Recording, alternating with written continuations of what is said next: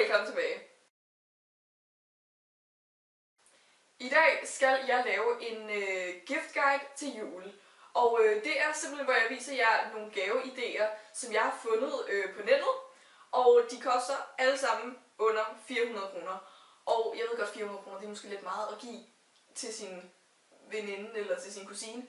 Men det er bare sådan, man har sådan lidt forskellige variationer. Så jeg har både nogle meget billige, og så har jeg nogle lidt dyre og sådan noget. Og de vil selvfølgelig alle sammen være linket ned i beskrivelsesboksen. En stor del af dem er fra ASOS, og så har jeg fundet det ved siden af og sådan nogle ting. Men det er fordi de fleste sådan hjemmesider og online steder, de har deres egen gift guide. Men der er bare sådan 70 sider med 140 forskellige ting på hver side. Og det gider man ikke gå igennem. Så jeg har været rigtig, rigtig sød og gået igennem stort set det hele, i hvert fald på ASOS, og valgt nogle ting ud. Okay, så det første jeg har er de her læderhandsker. Og jeg ved godt, at det måske ikke er alle, der vil være sådan, oh my god, et par lækre læderhandsker. Men for det første koster de kun 250, og det er altså ikke så meget for et par lækre læderhandsker. Og så synes jeg, de er mega fede.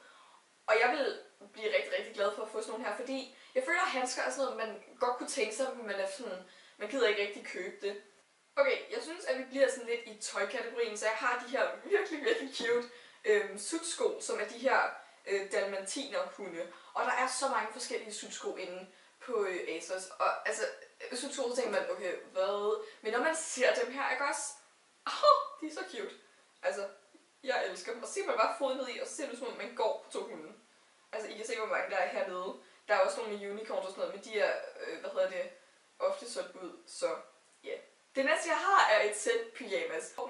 Og det her, det er et nattøjsæt, som jeg ønsker var julegave. Og det er sådan et pizza nattøjsæt, hvor der står, I just want pizza, not your opinion. Og det er fantastisk. Og jeg synes, det er så fantastisk. Sådan, den her hvide trøje med pizza på, og så er der bare bukser kun med pizza på.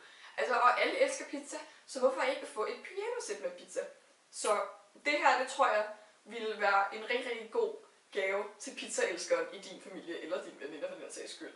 Og den koster 380 kroner, så den er lidt mere pricey, og det kommer lidt an på, om man gider bruge så mange penge på et pyjamasæt, men det er jo op til ens selv. Okay, næste ting jeg har, synes jeg også er mega cute, og det er også noget, jeg personligt godt kunne finde på at købe til nogen, jeg kender. Og det er det her sådan tæppe, som er formet som en havfrue. Og jeg har altså valgt det lige her i gråt, bare fordi det er det mest neutrale, så jeg tog den lige.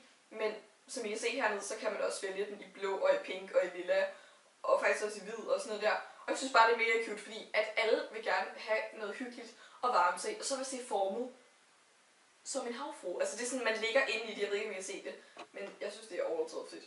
Og det koster 320 kroner, så det er også et price her i forhold, altså sådan, det kommer an på, hvad man vil give for det. Men jeg synes, det er sådan en rigtig sjov gave at give, som både er sjov, men den er også dejlig, og det er bare Okay, nu vil jeg vise jer sådan nogle lidt mere nede på jorden gaver. Nej, jeg vil vise jer nogle bøger, som jeg synes er mega fede. Og den her, jeg viser lige nu, den er udsolgt på ASOS, men jeg vil prøve at se, om jeg kan finde andre steder, for jeg ved, de har den andre steder. Og det er til avocado-elskeren. Det er The Avocado Cookbook, som den hedder. Og jeg fandt også ud af, min storebror faktisk også ønskede den her. Og jeg synes, den er så fed. Virkelig, jeg elsker den her. Det er bare en opskrift med over 100 forskellige, hvad står der? Nej, over 50 forskellige opskrifter på avocado, og jeg elsker avocado. Og der er så mange mennesker, der elsker avocado, og den koster kun 100 kroner.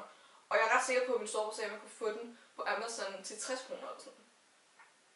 Forresten, disclaimer, jeg har en streg i panden. Det er et sår. Jeg gik ind i et spejl.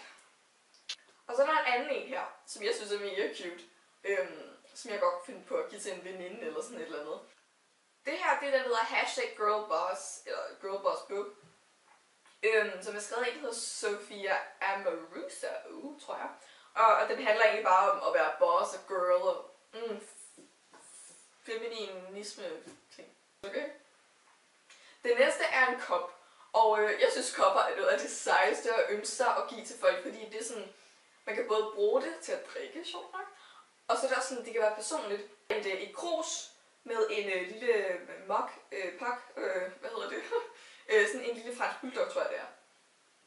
Og der følger også sådan en coaster med sådan en varmedips, man kan stille den på, og jeg synes bare, det er så cute. Jeg synes, den er så cute, og den koster kun 70 kroner. Og jeg føler bare, det er sådan, og så kan man putte lidt slik i. Altså, så kan man købe en pose Haribo slik og putte ned i, og så har man en gave, og den er bare mega cute. Okay, det næste jeg har er faktisk også sådan en kop, men det er sådan et par-kop, tænker jeg. Eller, det står der. Og det er ligesom sådan en mason jar, som man har set på Tumblr i USA og sådan noget der. Og det er sådan en hvid og en sort, hvad hedder sådan en? Mason jar. Og der står his og hers, og så er der sådan en sugerør til og sådan noget. Jeg synes, det er mega cute, og det står med sådan rose gold og sådan noget. Og jeg synes, det er mega cute, så kan man bare sidde med sin kæreste. Man kan egentlig også give den til sin bror eller sin søster, men jeg tænker bare, det er cute til en kæreste. Og jeg har bare taget det her, fordi jeg synes, det var cute, og jeg aldrig selv kunne finde på at købe det, jeg ikke aldrig for nogen kæreste. Også i den lidt billigere kategori, der har jeg de her Christmas hand warmers. Altså, det er sådan nogle, jamen jeg ved ikke, om man kan se dem her, hvor man sådan knækker sådan en lille ting i, og så bliver den sådan varm. Og så putter man den ind i de her virkelig nuttede sådan isbjørne, og så kan man gå og holde på dem, og så er det bare rigtig varmt, der ligger i stedet for at have handsker på. Så det var ligesom en varmepude. Det er faktisk bare 2 små varmepuder. Og det koster 80 kroner, og jeg synes, det er mega cute, og jeg synes, det er en god idé at give til en veninde eller sådan noget, eller give til sin søster eller kusine eller something.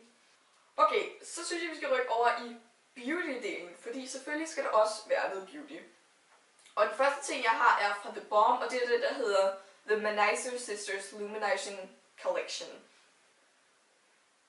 Og det er sådan et sæt med både Mary Luminizer, Cindy Luminizer og Betty Luminizer, som er bronzer, highlighter og blushen, hvis man kan sige det sådan. Og de er lidt mindre, tror jeg. Jeg er faktisk ikke sikker, jo det tror jeg, de er. Men de kommer i det her virkelig, virkelig cute sæt med 3 i, og det koster 240 kroner, hvilket er billigt i forhold til, at man får 3. Så det er rigtig, rigtig godt. Og jeg synes også, det er en rigtig god gaveidé til en veninde, som gerne vil prøve noget fra The Balm, fordi det er 3 virkelig gode produkter. Ja. Inde på ASOS har de også sådan forskellige gavesæt beauty og sådan noget, og jeg har taget et af de billigste, som er fra Rimmel. Og det er sådan et lidt billigere alternativ til den fra The Balm. Og det er også sådan deres highlighter og contour palette, hvor de både har blush, highlighter og bronzer i. Og den skulle også være rigtig, rigtig fin. Og så er der også en læbestift, og det er vist begge to Kate Moss-kollektionen, tror jeg. Og den får man for kun 75. Den får